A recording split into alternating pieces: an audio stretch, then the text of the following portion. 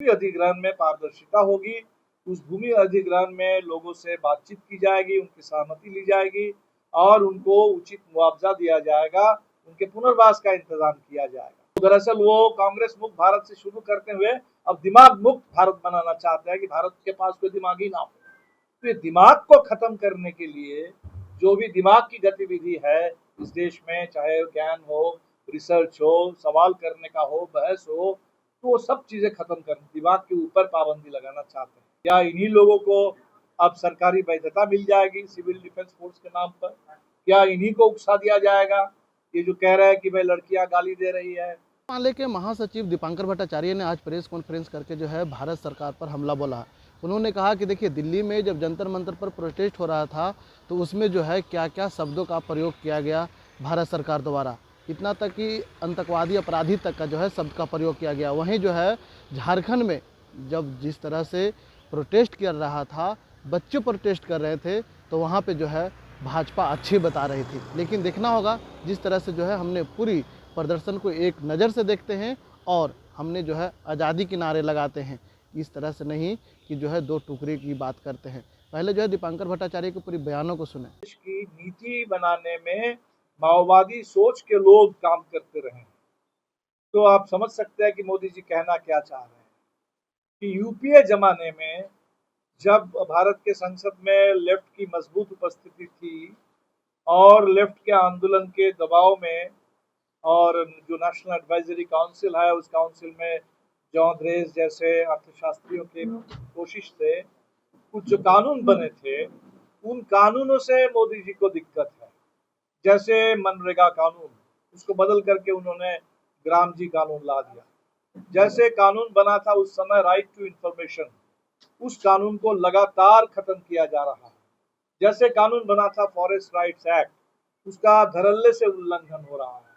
जैसे उसी दौर के अंत में आकर के कानून बनता है right to fair compensation and transparency in land acquisition resettlement rehabilitation resettlement act, यानी जहां भी भूमि अधिग्रहण होगा उस भूमि अधिग्रहण में पारदर्शिता होगी। उस भूमि अधिग्रहण में लोगों से बातचीत की जाएगी, उनकी सहमति ली जाएगी और उनको उचित मुआवजा दिया जाएगा, उनके पुनर्वास का इंतजाम किया जाएगा। ये जो 2013 का कानून था, आपको पता है कि मोदी जी 14 में ही इस कानून को खत्म करना चाहते थे। सबसे पहली कोशिश उनकी थी कि एक ऑर्डिनेंस ला करके इस कानून को खत्म करो, और सबसे पहले मोदी जी को जो पीछे हटना पड़ा पिछले 12 साल में, वो उस कानून को खत्म करने की उनकी जो साजिश थी उसको किसानों ने रोका था। लेकिन अब इन कानूनों को खत्म कर देना चाहते हैं और इसीलिए कह रहे हैं कि दिमागी नक्सल है। और सबसे बड़ा जो सवाल है कि इस समय वो पूरे दिमाग से ही परेशान।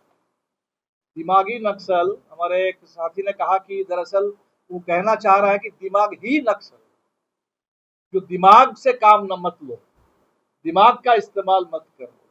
तो दिमाग अगर होगा, जो बाबा साहब अम्बेडकर ने कहा था कि भाई भक्ति जो है अपनी जगह पर है, धर्म में भक्ति का इस्तेमाल करो, लेकिन राजनीति में अंधभक्त मत बनो। दिमाग से काम लो, विवेक से काम लो, तर्क से काम लो, शिक्षित बनो, संघर्ष करो, संगठित हो। ये जो दिमाग का इस्तेमाल है, ये चाहते हैं कि दिमाग में भी लॉकडाउन हो जाए, दिमाग में कर्फ्यू लगा दिया जाए, दिमाग पर रोक लग जाए।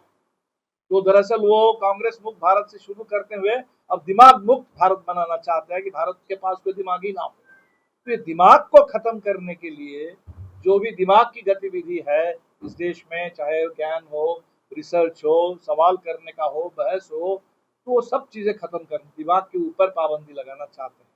इसीलिए हमें लगता है कि ये पूरे देश में मैंने देखा कि अच्छी बात है कि अब दिमागी नक्सल जनता पार्टी भी एक बन गई और उसमें भी भारी सोशल मीडिया में उसको समर्थन मिल रहा है। तो हम तो उम्मीद करेंगे कि इस देश के तमाम लोग जो दिमाग से काम लेना चाहते हैं, दिमाग का इस्तेमाल करना चाहते हैं, दिमाग को आगे बढ़ाना चाहते हैं, वो ये दिमाग मुक्त भारत बनाने की ये जो मोदी जी की कोशिश है, दिमाग को नक्सल घोषित करके उसको दमन करने का, और इसीलिए उन्होंने कहा कि इसको चिन्हित करो, आइसोलेट करो।